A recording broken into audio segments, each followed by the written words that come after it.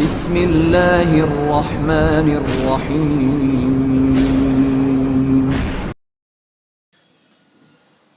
بھید، اسرار سے بھرا ایک حیرت انگیز ناول۔ تمام شیرازہ منتشر ہو گیا تھا۔ شہباز خان، پروفیسر حاتم، چرن گپتا اور مستان یہاں پھنس گئے تھے۔ کرنل مقبول اور علائشہ ادھر بھٹک رہے تھے، لیکن عمران اور ہرمیت سنگھ در حقیقت موت کے سفر پر تھے۔ تیز و تند دریا انہیں تنکے کی طرح بہائے لیے جا رہا تھا۔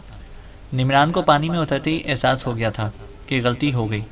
طوفانی دریا ناقابل تسخیر ہے، لیکن جوانی کے جوش میں اس نے وہیں سے واپس ہونے کی بجائے گھوڑے کو گہرے پانی کی طرف موڑ دیا، اور اس کا نتیجہ ایک لمحے میں ظاہر ہو گیا۔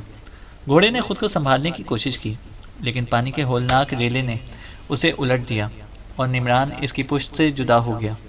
کمر سے بندھے ہوئے رسے کو ایک جھٹکا لگا، لیکن اس کے بعد کچھ نہ ہوا اور پانی اسے آغوش میں لیے دوڑ پڑا۔ عمران نے حواس قائم رکھنے کی کوشش کی اور تیراکی کے اصولوں کو آزما کر اپنا بدن ڈھیلا کر دیا۔ طاقتور پانی سے جنگ کسی طور ممکن نہیں تھی۔ ایک لمحے میں ہاتھ پاؤں ٹوٹ سکتے تھے۔ اس کی زبردست رگڑ بدن پیسے دے رہی تھی، اور وہ خود کو پانی کی سطح پر برقرار نہ رکھ پا رہا تھا۔ پانی اسے کبھی ڈبو دیتا، کبھی ابھار دیتا، اور یوں فن تیراکی کے تمام اصول بیکار ہو گئے تھے۔ چند ہی لمحات کے بعد ہوش و حواس مفلوج ہونے لگے، سوچنے سنبھلنے کی قوتیں سلب ہو گئیں، اور پھر وہ صرف پانی کے رحم و کرم پر رہ گیا۔ جوان اور قوی بدن البتہ یہ سب کچھ برداشت کرنے کی صلاحیت رکھتا تھا، اس لیے بے ہوشی طاری نہیں ہوئی تھی، لیکن نیم غشی کی کیفیت ضرور تھی، اور ہاتھ پاؤں ہلانے کی سکت نہیں رہی تھی۔ بار بار کمر میں بندھے رسے کو جھٹکا لگتا تھا، البتہ اس کی وجہ سمجھ میں نہیں آ رہی تھی۔ نہ جانے کتنے وقت تک اس انوکھے سفر کی رفتار یہی رہی۔ اس کے بعد یوں لگا جیسے یہ شور کم ہونے لگا ہے، لیکن یہ سب بس خواب کسی کیفیت میں تھا۔ آنکھیں بند تھیں اور ذہن بار بار سناٹے چھا جاتے تھے۔ اس کے ذہن پر مسلسل سکوت چھاتا گیا، آگے بڑھنے کی رفتار بھی نہ ہونے کے برابر تھی۔ ایک بار پھر کمر کو جھٹکا لگا اور حواس کی آخری جدوجہد بھی ختم ہو گئی۔ پھر اس وقت ہوش آیا جب سورج کی کرنیں آنکھوں میں چبھنے لگی۔ اسے آنکھیں کھولی اور جلدی سے بند کر لی۔ دلوں میں چمک سی مار گئی تھی، آنکھوں میں درد ہونے لگا تھا۔ دیر تک دوبارہ آنکھیں کھولنے کی ہمت نہ ہو سکی، اور وہ اسی طرح پڑا رہا۔ تمام حصیں آہستہ آہستہ جاگ رہی تھیں۔ اسے پانی کا احساس ہوا جو اس کے بدن کو چھوتا ہوا گزر رہا تھا۔ اس کے ہاتھوں نے کوئی سہارا تلاش کرنے کی کوشش کی، اور تھوڑے سے پانی کے نیچے اسے زمین کا سہارا مل گیا۔ اس نے زمین پر ہاتھ لگا کر اٹھنے کی کوشش کی تو دفتن اسے کانوں کے قریب پروں کے پڑپڑانے کی آواز سنائی دی۔ کوئی بڑے پروں والا پرندہ قریب ہی سے اڑا تھا۔ پروں کی ہوا اس کے چہرے سے ٹکرائی اور بدبو کا ایک بھبکا ناک میں چڑھ گیا۔ اسے گھبرا کر آنکھیں کھول دیں۔ چھتری جیسے چوڑے پروں والا گدھ اس کے سر سے گزر کر کچھ فاصلے پر ایک پتھر پر جا بیٹھا۔ اسے سہمی ہوئی نظروں سے اس بدصورت پرندے کو دیکھا اور جلدی سے اٹھ کر بیٹھ گیا، لیکن کمر اچانک کھینچنے لگی اور وہ ایک سمت لڑک سا گیا۔ تب اسے کمر میں بندھے ہوئے رسے کو دیکھا، اور اس رسے پر نگاہ پڑتے ہی حواس کے تمام دروازے کھل گئے۔ سب کچھ یاد آ گیا۔ اسے بکھلائی ہوئی نظروں سے چاروں طرف دیکھا۔ تیز رفتار دریا یہاں تک پہنچ کر دور دور تک پھیل گیا تھا۔ جہاں تک نظر جاتی تھی پانی ہی پانی نظر آ رہا تھا، کہیں گہرا کہیں اٹھلا۔ چاروں طرف اونچے نیچے پتھر بکھرے ہوئے تھے۔ غالباً یہاں زمین اونچی ہو گئی تھی، جس کی وجہ سے دریا کی روانی سست پڑ گئی تھی۔ اس کے تھوڑے ہی فاصلے پر پانی کی شرر کافی زوردار تھی، اور یہاں سے جھاگ اڑا رہے تھے۔ انہیں جھاگوں میں ایک لمبے نوکیلے لیکن مضبوط سے زمین پر گڑے ہوئے پتھر میں اس کے رسے کا درمیانی سرا الجھ گیا تھا۔ درمیان میں بکھرے پتھروں پر بہت سے گدھ بیٹھے ہوئے تھے۔ خوف کی ایک لہر اس کے رگو پے میں دوڑ گئی۔ یہ مردار خور اسے چٹ کرنے کا ارادہ کر رہے تھے۔ اس بار اس نے خود کو پوری طرح سنبھال کر بدن سیدھا کیا اور اٹھ کھڑا ہوا۔ رسہ کو ڈھیلا پڑا تو ایک بار پھر اس کے قدم اکھڑنے لگے۔ رسہ دوسری طرف سے کھینچ رہا تھا۔ اسے جھجری لے کر بدن کو سنبھالا اور رسے کو دونوں ہاتھوں سے پکڑ لیا۔ پھر وہ اسی کی قوت کے سہارے آگے بڑھنے لگا۔ پانی اس کے ٹخنوں سے کچھ اونچا تھا۔ تھوڑی دور چل کر وہ گھٹنوں تک آ گیا۔ پھر جب وہ پانی میں گڑی ہوئی اس نوکیلی چٹان کے پاس پہنچا تو اس نے ایک اور سنسنی خیز منظر دیکھا۔ اس کے دوسرے سرے سے بندھا ہوا ہرمیت سنگھ تیزی سے بہتے ہوئے پانی میں نظر آ رہا تھا۔ پانی اسے گھسیٹ رہا تھا۔ یہی وجہ تھی کہ رسہ ڈھیلا ہوتے ہی دوسری طرف سے کھینچنے لگتا تھا۔ اس طرف پانی کا گہراؤ اور پانی کا بہاؤ تیز تھا۔ دونوں پانی کے تیز بہاؤ کے ساتھ بہتے ہوئے یہاں تک پہنچے تھے اور یہاں اس نوکیلی چٹان نے ان کی مدد کی تھی۔ رستہ درمیان سے اس چٹان میں اٹک گیا تھا، اگر دونوں سیدھ میں ہوتے تو بہتے ہوئے آگے نکل جاتے۔ حمید سنگھ شاید ہوش میں نہیں تھا، اس لیے بے سدھ نظر آ رہا تھا۔ نمران نے فوراً کارروائی شروع کر دی اور حمید سنگھ کو پوری قوت سے گھسیٹنے لگا۔ حمید سنگھ کے قوی ہیکل بدن کو گہرے پانی کے بہاؤ سے نکالنے کے لیے اسے سخت محنت کرنا پڑ رہی تھی، لیکن اس میں کامیاب ہو گیا۔ حمید سنگھ کو بہاؤ سے بچا کر نمران نے گہری سانس لی۔ اسے یہ اندازہ تو ہو گیا تھا کہ وہ زندہ ہے، اب اس کے علاوہ کوئی چارہ کار نہ تھا کہ وہ اسے اٹھا کر کنارہ تلاش کرے، حالانکہ خود اس کے اعصاب بھی کشیدہ تھے اور جسمانی قوتیں بھرپور طور پر ساتھ نہ دے پا رہی تھیں، لیکن یہ سب کچھ کرنا تو تھا ہی۔ بمشکل تمام اس نے حمید سنگھ کو شانوں پر اٹھایا اور کنارے کی تلاش میں نگاہیں دوڑانے لگا۔ دریا کے وسیع اور اس پھیلاؤ کو دیکھ کر دہشت طاری ہو رہی تھی۔ وہ درخت 2 فرلانگ سے کم دور نہ ہوں گے جو کنارے کا نشان دے رہے تھے، لیکن اس کے علاوہ چارہ کار بھی نہ تھا۔ نمران لرزتے قدموں سے چل پڑا۔ بھوکے گدھ غصے سے چیختے ہوئے ان کے گرد منڈلانے لگے تھے۔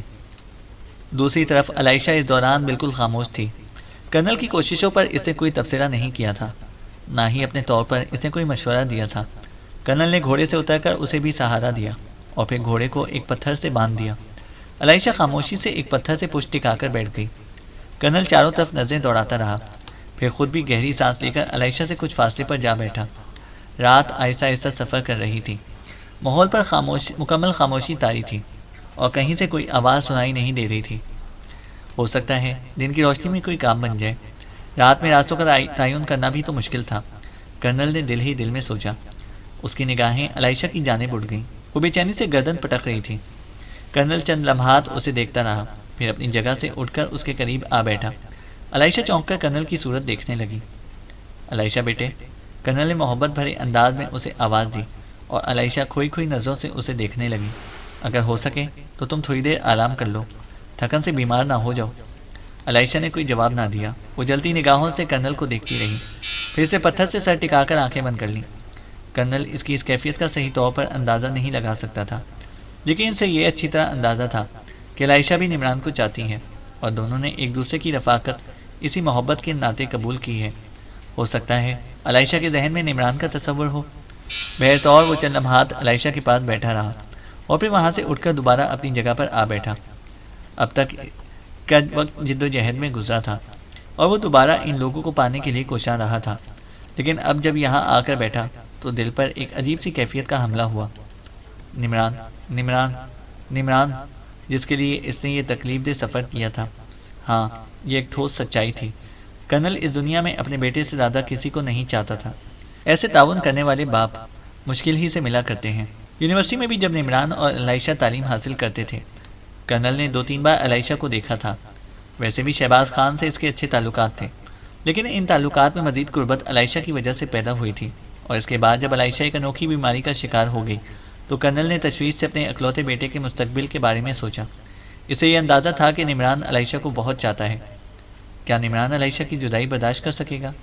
جب اس نے نمران کو اس جانب مائل پایا کہ عائشہ کسی بھی کیفیت کا شکار ہو، وہ اس کا ساتھ نہیں چھوڑے گا، تو کرنل مقبول بھی دل و جان سے اس جانب متوجہ ہو گیا، اور اس کے بعد وہ پراسرار واقعات سامنے آئے۔ عائشہ کی کہانی کرنل کے علم میں آئی۔ کرنل نے ایک باپ کی حیثیت سے بار بار سوچا کہ کہیں نمران کسی مصیبت کا شکار نہ ہو جائے۔ جب بیٹے کی کیفیت ذہن میں آتی تو وہ یہ بھی سوچتا کہ کہیں عائشہ سے جدائی بیٹے کے لیے زندگی بھر کا روگ نہ بن جائے۔ چنانچہ اس نے اپنے دل و دماغ کے خلاف فیصلہ کیا اور ہر طرح نمران کا ساتھ دینے لگا۔ یہی وجہ تھی کہ اس نے اپنی پرسکون زندگی کو چھوڑ کر جنگلوں کا رخ کیا تھا۔ حالانکہ فوجی زندگی سے ریٹائرمنٹ کے بعد وہ بقیہ زندگی آرام سے گزارنا چاہتا تھا اور اس نے اس کے لیے معقول بندوبست کر لیا تھا، لیکن تقدیر کے فیصلے انسانی فیصلوں سے مختلف ہوتے ہیں، اور تقدیر جو بھی فیصلہ کرتی ہے وہی آخری فیصلہ ہوتا ہے۔ چنانچہ اسے ایک بار پھر مہم جویانہ زندگی کی طرف آنا پڑا، لیکن جس کے لیے اس نے یہ سب کچھ کیا تھا وہ ایک ایسی کیفیت کا شکار ہو کر اس کی نگاہوں کے سامنے سے غائب ہوا تھا کہ کرنل کا دل ٹکڑے ٹکڑے ہوا جا رہا تھا۔ اب جو سکون سے بیٹھ کر سوچا تو دل کی وحشت بڑھتی گئی۔ وہ پرشور دریا، وہ ہولناک بہاؤ، اور نمران کا اس میں تنکے کی مانند بہہ جانا، حمید سنگھ جیسے آدمی کا اپنے آپ کو سنبھال نہ پانا، اس بات کا مظہر تھا کہ نمران کی زندگی موت کی جانب رواں ہو چکی ہے۔ کرنل کے دل سے ایک سرد آہ نکل گئی۔ آہ، نمران، کیا ان جنگلوں میں لا کر تم مجھ سے دور ہونا چاہتے ہو؟ کیا تم کیا یہ سچ تھا کہ تم اس لڑکی کی نحوست کا شکار ہو جاؤ گے؟ اس کے دل کی کیفیت بدلی، لیکن اس نے اس بدلی ہوئی کیفیت سے اپنے آپ کو باہر نکالا۔ نہیں، انسانی معاملات نہیں ہیں۔ تقدیر کے کھیل کچھ اسی قسم کے ہوتے ہیں۔ یہ لڑکی بیچاری بے گناہ ہے۔ بہت سے احساسات کرنل کو تڑپاتے رہے اور وہ اپنی آنکھوں کو صاف کرتا رہا۔ کاش اسے کسی طرح کاش اسے پتہ چل جائے، مگر کیسے؟ کیا اس جنگل میں اب تنہائی کے علاوہ کچھ نہ ہوگا؟ پتہ نہیں وہ لوگ سندھانیوں کے جنگل سے نکل آئے یا ان کا شکار ہو گئے۔ فضا میں ہلکی سی نمی پیدا ہو گئی تھی، شبنم پڑ رہی تھی اور ماحول بھیگتا جا رہا تھا۔ کرنل کے ذہن پر غنودگی سی طاری ہو گئی۔ یہ تھکن کا نتیجہ تھا۔ وہ نہ جانے کتنی دیر اس غنودگی کے عالم میں رہا کہ دفتن اس کے کانوں میں چند آوازیں گونجی۔ یہ بھیڑیوں کے چلانے کی آوازیں تھیں۔ کرنل سنبھل کر بیٹھ گیا۔ وہ ان آوازوں کو سنتا رہا۔ اسے ایک نگاہ عائشہ پر بھی ڈالی اور ایک بار پھر اسے چونکنا پڑا۔ عائشہ سو نہیں رہی تھی۔ اب وہ اس پتھر سے تھوڑے فاصلے پر دو زانوں بیٹھی ہوئی تھی اور اس کے سامنے وہی لکڑیاں پھیلی ہوئی تھیں جنہیں کرنل بھی کئی بار دیکھ چکا تھا۔ عائشہ بڑے انہماک سے لکڑیوں پر جھکی ہوئی تھی اور دور سے بھیڑیوں کے چلانے کی آوازیں فضا میں ابھر رہی تھیں، لیکن ان آوازوں کا فاصلہ کافی تھا اور بظاہر دور محسوس ہوتا تھا۔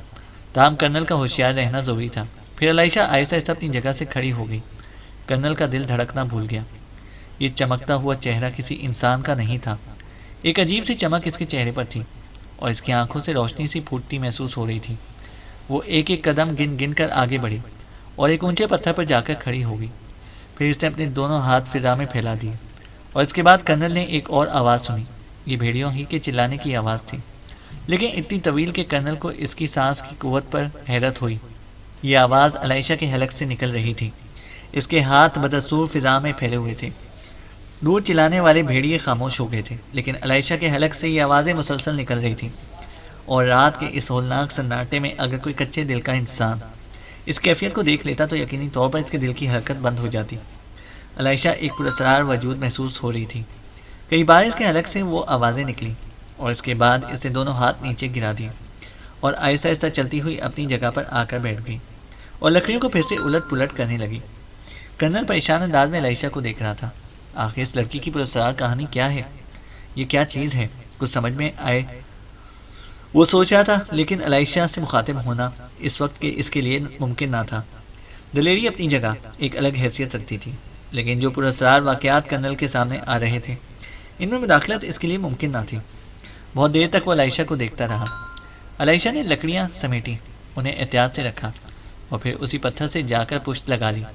شاید اب وہ سو رہی تھی، کیونکہ تھوڑی دیر بعد کرنل نے اسے ایک طرف لڑکتے ہوئے دیکھا۔ اسے اپنے دونوں ہاتھ سر کے نیچے رکھے اور گہری نیند سو گئی۔ کرنل ٹھنڈی سانس لے کر آسمان کو دیکھنے لگا۔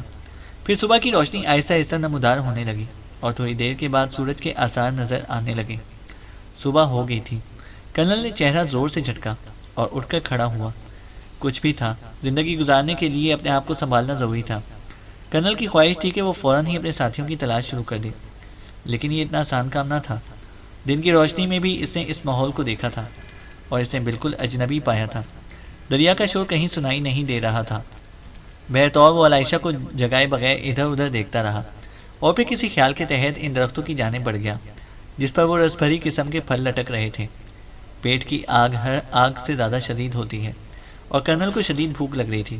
کرنل نے ایک پھل چکھا اور اسے لذیذ پا کر بہت سے پھل توڑ لیے۔ وہ ان پھلوں کو کھانے لگا۔ بلا شبہ یہ اس کی ہمت تھی کہ ایسے دل دوست سانحے کے باوجود اسے اپنے آپ پر قابو میں رکھا ہوا تھا۔ نہ جانے کیوں اندر سے اسے ایک اعتماد ابلتا ہوا محسوس ہو رہا تھا۔ نمران اس آسانی سے موت کا شکار نہیں ہوگا۔ جس طرح وہ بھٹکتا ہوا ادھر نکلا ہے، اسی طرح نمران کو بھی کنارہ مل جائے گا۔ یہ اپنے آپ کو بہلانا نہیں تھا، بلکہ اس کی دلی کیفیت اس بات کا اظہار کر رہی تھی۔ پھر وہ اسی وقت چونکا جب اسے عائشہ کی آواز سنائی دی۔ عائشہ جاگ گئی تھی اور اسے دیکھ رہی تھی۔ اس نے دوبارہ کرنل کو پکارا، انکل انکل، اور انکل بہت سے پھل لیے اس کی طرف پلٹا۔ عائشہ کے ہونٹوں پر ایک پرسکون مسکراہٹ تھی اور وہ بالکل نارمل نظر آ رہی تھی۔ کرنل کے ہاتھوں میں یہ پھل دیکھ کر وہ ہنس پڑی۔ آپ نے کھائے انکل؟ اس نے پوچھا۔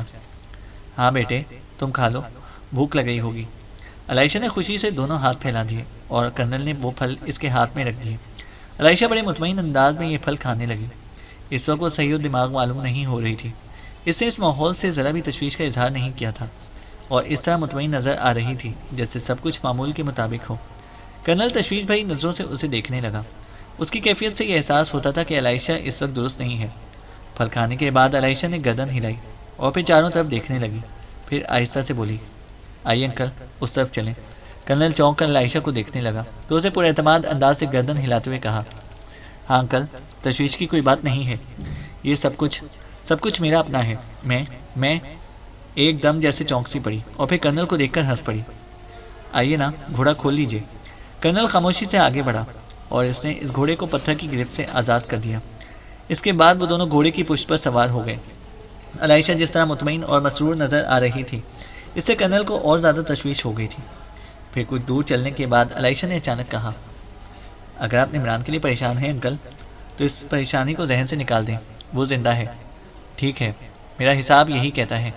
اور کرنل بری طرح سے چونک پڑا۔ اس انوکھی داستان کے تمام کردار اب 3 حصوں میں تقسیم ہو گئے تھے۔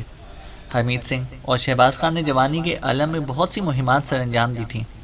بڑے بڑے سرکش اور وحشی جانور ہلاک کیے تھے، بہت سے پریشان کن حالات کا شکار ہوئے تھے، لیکن ان جنگلات میں برسوں قبل جس کہانی کا آغاز ہوا تھا وہ آج بھی جاری تھی، اور غور کرنے سے یہ اندازہ ہوتا تھا کہ اس کہانی میں کہیں بھی کوئی سکتہ پیدا نہیں ہوا۔ عائشہ شہباز خان کے پاس تھی اور شہباز خان نے صرف اکبر خان کو عائشہ کے بارے میں بتایا تھا۔ پلوشہ کو اس نے اس راز سے آگاہ نہیں کیا تھا کہ وہ بے اولاد تھی اور اس نے عائشہ کو اپنی اولاد ہی کی مانند پرورش کیا تھا، بلکہ وہ محرومی کے اس احساس سے نکل آئی تھی جو اولاد نہ ہونے کی وجہ سے اس کے ذہن میں پیدا ہو گیا تھا۔ عورت ہی ہوتی ہے۔ اگر عائشہ کے حصول کی کہانی پلوشہ کو معلوم ہو جاتی تو پتہ نہیں اس کے احساسات کیا ہوتے۔ چنانچہ شہباز خان نے اس راز کو اپنے دل میں گھونٹ کر رکھا تھا، لیکن اس پراسرار جنگلات سے شروع ہونے والی یہ کہانی مسلسل آگے بڑھ رہی تھی۔ عائشہ کے بچپن کی کیفیات، اس کے بعد رفتہ رفتہ اس کی جوانی کا سرحدوں میں داخل ہونا، اور پھر اس کے اندر یہ تمام کیفیات کا پیدا ہونا، اس کہانی کی مسلسل کڑیاں تھیں۔ اور پھر ایک وقت بالآخر آ گیا جب یہ کہانی اپنے انجام کی جانب چل پڑی۔ شہباز خان نے اس طویل عرصے کے دوران یہ کبھی نہیں سوچا تھا کہ کہانی کوئی اور موڑ اختیار کر لے گی۔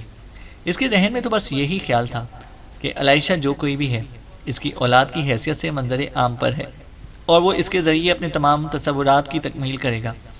بہرطور اس کے بعد عائشہ کی شخصیت ایک نیا روپ دھار گئی اور شہباز خان نے ایک مخلص انسان کی طرح اسے مجدار میں چھوڑنا پسند نہیں کیا تھا اور اسے اس کی حقیقتوں کی طرف لے آیا تھا۔ لیکن ان پراسرار جنگلات میں یہ کہانی اب ایک ایسا رخ اختیار کر چکی تھی کہ جو خود بھی شہباز خان کی سمجھ میں نہیں آتا تھا کہ اب اسے کون سے راستے پر لے جائے۔ اس کی اپنی تمام صلاحیتیں بیکار ہو گئی تھیں۔ مہم جو زندگی کے لیے جوانی ازحد ضروری ہے، اس کا احساس اب اسے ہو رہا تھا۔ واقعی گزرنے والا وقت بہت سی تبدیلیاں پیدا کرتا ہے اور انسان کی صلاحیتیں وہ نہیں رہ جاتی جو جوانی کے عالم میں ہوتی ہیں۔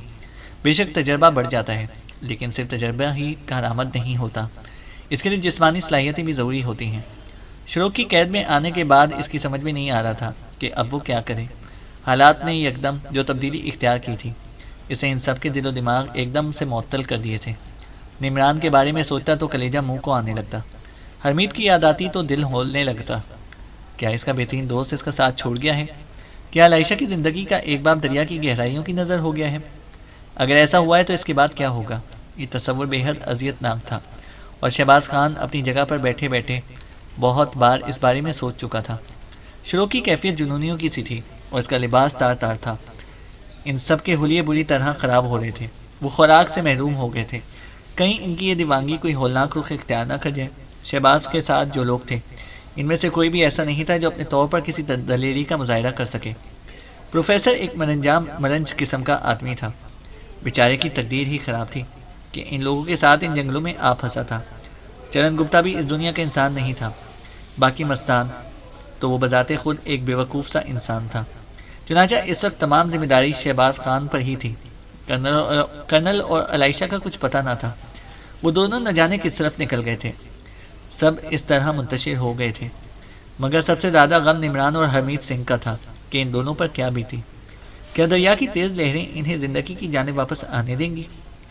کہیں وہ پتھر سے ٹکرا کر پاش پاش نہ ہو جائیں۔ اگر یہ کہانی اس انداز میں ختم ہوئی تو یہ تاریخ کا سب سے بڑا المیہ ہوگا۔ ہنستے بستے لوگ کسی لالچ کے بغیر ایک مقصد کی تلاش میں نکلے تھے اور ایک معمہ حل کرنا چاہتے تھے، لیکن ان کا انجام کچھ اچھا تو نہ تھا۔ شہباز خان نے گردن جھٹکی اور تاریکی میں آنکھیں پھاڑنے لگا۔ شروق کے ساتھی ان پر پہرا دے رہے تھے۔ شروق اور دوسرے لوگوں کا کہیں پتہ نہ تھا۔ اس طرح رات آہستہ آہستہ ختم ہونے لگی اور پھر دوسری صبح شہباز خان اور اس کے ساتھیوں نے شروق اور اس کے وحشی ساتھیوں کو دیکھا۔ وہ سب ایک جگہ بیٹھے اونگ رہے تھے۔ پتہ نہیں چل سکا تھا کہ وہ رات کو کس وقت واپس آئے، جبکہ شہباز خان ایک لمحے کے لیے بھی نہیں سویا تھا۔ بہرحال ان کے بارے میں جستجو بھی نہیں کی جا سکتی تھی۔ شہباز کو تو اب یہ فیصلہ کرنا تھا کہ کسی طرح شروق سے نجات حاصل کرے۔ اپنے طور پر وہ اس شخص کا دشمن نہیں تھا، لیکن اسے اس کی قید میں رہنا بھی پسند نہیں تھا۔ پھر دوسری صبح اس نے ایک عجیب و غریب منظر دیکھا۔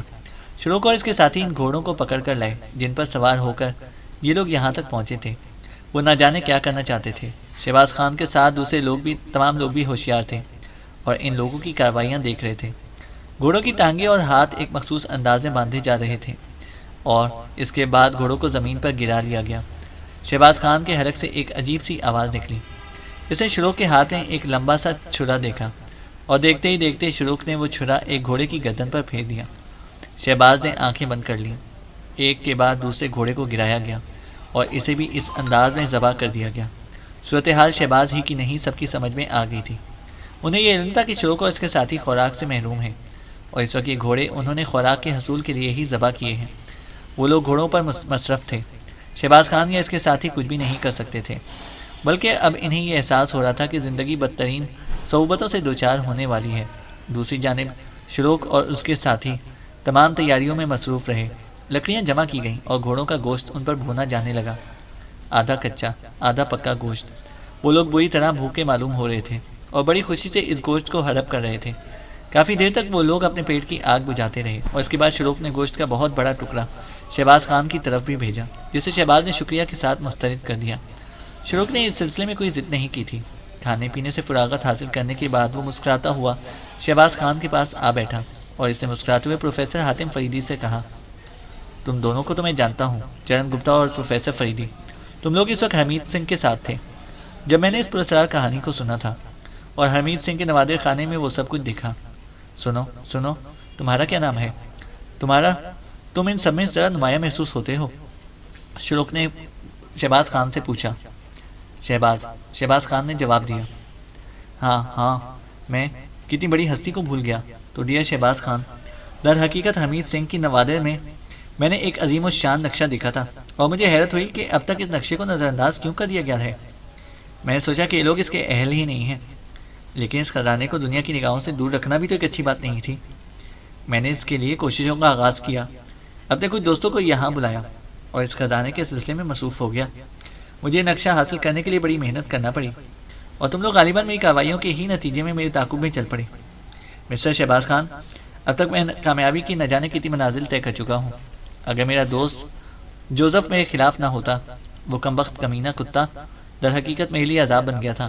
اور میں، شروق نے کہکا لگایا اور پھر بولا، لیکن وہ جرائم پیشہ بنا تھا، جبکہ میں پیدائشی جرائم پیشہ تھا، ایک بحری قزاق کا بیٹا جو تمام عمر قزاقی کرتا رہا۔ میری ابتدا غلط کر دی گئی تھی، لیکن بالآخر وقت مجھے اسی نہج پر لے آیا اور میں نے وہ مقام پا لیا جس پر مجھے ہونا چاہیے تھا، اور اب خزانہ میرے علاوہ اور کوئی نہیں حاصل کر سکے گا۔ شروق کہتا چلا گیا، سنو مسٹر شہباز، پروفیسر اور چرن گپتا، اور یہ جو بے وقوف آدمی ہے، تم سب سنو۔ جوزف میرے پاس سے فرار ہو چکا ہے اور ہمارے حالات بہتر نہیں ہیں۔ ہمارے پاس خوراک کا کوئی بندوبست نہیں ہے اور اس وقت اصل مسئلہ ہمارے لیے خوراک ہی کا ہے۔ بہت سی تبدیلیاں پیدا ہو چکی ہیں، لیکن وہ راستے ابھی میرے ذہن میں ہیں جن کو طے کر کے ہم اپنی منزل تک پہنچے ہیں۔ تم دونوں اگر مرنا چاہتے ہو تو تمہیں موت پیش کیے دیتا ہوں، لیکن زندگی کے خواہاں ہو تو میرا ساتھ دو۔ جو کچھ بھی تم چاہو گے مجھے منظور ہوگا۔ میں تم سے وعدہ کرتا ہوں کہ اگر میں خزانے کے حصول میں کامیاب ہو گیا تو پوری دیانتداری کے ساتھ تمہیں تمہارا حصہ دوں گا۔ ویسے بھی ان جنگلات میں ہم زندگی اور موت سے آنکھ مچولی کر رہے ہیں۔ تم اگر میرے ہاتھ سے نہیں مرو گے تو اپنی کسی اور جد و جہد میں مر جاؤ گے، چنانچہ بہتر یہی ہے کہ میرا ساتھ دو۔ بولو، کیا خیال ہے، تمہارے دل میں اس خزانے کے حصول کی خواہش نہیں ہے؟ شروق کہتا چلا گیا۔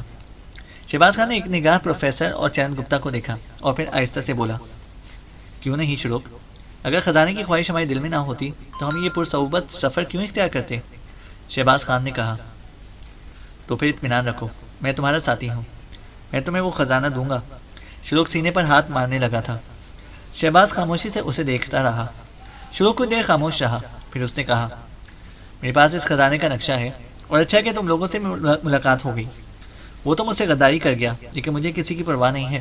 اوہ میری جان پروفیسر، تم بھی تو قدیم زبانوں کے بارے میں جانتے ہو، ظاہر ہے کہ تمہارا تعلق بھی انہی تمام چیزوں سے ہے۔ میرے پاس اس نقشے کی نقل موجود ہے جو لاش کے پاس سے دستیاب ہوا تھا، تم اس سے راستوں کا تعین کر سکو گے؟ پروفیسر حاتم فریدی شہباز خان کے انداز دیکھ چکا تھا۔ بظاہر یہی محسوس ہوتا تھا کہ شہباز خان شلوک سے تعاون کرنے پر آمادہ ہے، اور پروفیسر فریدی کے خیال میں بھی یہی مناسب تھا، کیونکہ وہ نہتے تھے اور تعداد میں کم تھے، جبکہ ان کے سامنے شلوک جیسا وحشی انسان موجود تھا جو شرافت کا لبادہ اتار کر اب اپنی اصلی کیفیت میں آ گیا تھا۔ چنانچہ اس کی پسند کی گفتگو کرنا ہی مناسب تھا۔ پروفیسر فریدی نے کہا، کیوں نہیں مسٹر شلوک، ظاہر ہے کہ میری زندگی بھی اسی میں گزری ہے۔ شلوک نے کہکا لگایا اور آہستہ سے بولا، میں جانتا ہوں کہ تقدیر خزانہ میرے حوالے کرنے پر تلی ہوئی ہے، اور میرے علاوہ کوئی اسے حاصل نہیں کر سکتا۔ ٹھہرو، میں تمہیں خزانے کے نقشے کی نقل دکھاتا ہوں۔ پروفیسر فریدی، مگر رکو ڈیئر، مسٹر شہباز، تم لوگ جن راستوں سے سفر کر رہے ہو، ان میں تم نے کچھ ایسی چیزیں ضرور دیکھی ہوں گی جو اس بات کا اظہار کرتی ہیں کہ ہم صحیح راستے پر ہیں۔ کیا ایسی کوئی چیز دیکھی تھی تم نے؟ ہاں، کیوں نہیں، پروفیسر فریدی نے جواب دیا۔ مثلاً مجھے بتاؤ، شلوک نے پروفیسر حاتم فریدی کو گھورتے ہوئے کہا۔ سر جوڑ کر بیٹھی ہوئی 3 چٹانیں، اور وہ ہلالی چٹان جو دریا کے کنارے بلندیوں پر تھی، وہ اس بات کا اظہار کرتی ہیں کہ ہم صحیح راستوں پر ہیں، پروفیسر حاتم فریدی نے کہا۔ تو شلوک نے ایک زبردست کہکہا لگایا اور آگے بڑھ کر پروفیسر حاتم فریدی کا شانہ تھپکتے ہوئے بولا، اب مجھے بالکل اطمینان ہے۔ پروفیسر زلفی سمجھتا تھا کہ اس کے بغیر آگے چلنا ممکن نہیں ہے، لیکن وہ جن کی تقدیر میں خزانہ لکھا گیا ہے اپنے راستے خود منتخب کر لیتے ہیں، اور میرے راستے منتخب ہیں۔ تمہارا کیا خیال ہے ڈیئر شہباز؟ شلوک نے کہا۔ بالکل ٹھیک، اب ہم تمہارے ساتھی ہیں، شہباز نے کہا۔ میرا خیال ہے کہ تم بھی تھوڑا سا گوشت کھا لو، ہمیں سب سے زیادہ نقصان ان وحشی جنگلیوں سے پہنچا ہے جو شاید لٹیرے ہیں، ورنہ ہمارا سفر اتنا بے سکون نہ ہوتا، شلوک نے کہا۔ ان کی وجہ سے سب کچھ ضائع ہو گیا، اور وہ بزدل کتا انہی کی وجہ سے پریشان ہو گیا، شلوک نے کہا۔ کون؟ شہباز نے بے اختیار پوچھا۔ جوزف، وہ شہری چوہا۔ خزانے یوں نہیں مل جاتے ہیں، میرے ساتھ بہت لوگ تھے، لیکن ان میں سے کچھ اس سفر سے بددل ہو گئے اور واپسی کے لیے تیار ہو گئے۔ مجبوراً مجھے ان کے ساتھ سختی کرنا پڑی، اور میں نے جوزف کو نہتہ کر کے قیدی بنا لیا، مگر ایک بار ان لٹیروں کے حملے کے دوران وہ فرار ہونے میں کامیاب ہو گیا۔ اب کتوں کی موت مارا جائے گا ان جنگلات میں، شلوک نے کہا۔ پروفیسر زلفی کون ہے؟ شہباز نے پوچھا۔ غدار، بہت بڑا غدار۔ میں جانتا ہوں کہ اس نے جوزف کو فرار ہونے میں مدد دی ہے، میں ہی اس سے دھوکہ کھا گیا، وہی میری رہنمائی کر رہا تھا، مگر اب پروفیسر حاتم فریدی یہ کام کرے گا، شلوک نے کہا۔ اب شلوک کافی بہتر نظر آنے لگا تھا۔ ان لوگوں کے ہاتھ کھول دیے گئے، لیکن انہوں نے گھوڑوں کا گوشت نہیں کھایا۔ شلوک نے نقشہ پروفیسر کے سامنے رکھ دیا، اور پروفیسر جائزہ لینے لگا، اور پھر بولا، ہم نے اس ہلالی چٹان کے پاس سے دریا کے کنارے سفر کیا ہے، اب یہاں سے ہمیں شمال کا رخ کرنا پڑے گا۔ ہاں، اس نے بھی یہی کہا تھا، شلوک بولا۔ کس نے؟ پروفیسر نے پوچھا۔ زلفی نے، تم ٹھیک کہتے ہو، چلو آگے بڑھیں، زیادہ دیر نہیں ہونی چاہیے، وہ لٹیرے، انہوں نے ہمیں برباد کر دیا ہے، شلوک بولا۔ فکر مت کرو شلوک، میں تمہیں اس نقشے کے سہارے اس جگہ تک لے جاؤں گا جہاں خزانہ موجود ہے، پروفیسر حاتم نے کہا، اور شلوک پروفیسر سے لپٹ گیا۔ اس نے پروفیسر کے رخسار چوم لیے اور بولا، تم میرے لیے اس کائنات کا سب سے قیمتی سرمایہ ہو پروفیسر، چلو تیاریاں کرو۔ اس نے اپنے آدمیوں کو حکم دیا اور سب چیزیں سمیٹنے لگے۔ شہباز خان نے ان سے کہا، اس وقت یہی سب کچھ مناسب ہے پروفیسر۔ چینل کو سبسکرائب کریں اور بیل آئیکن کو پریس کریں تاکہ ہماری ہر اپڈیٹ آپ کو بر وقت مل سکے۔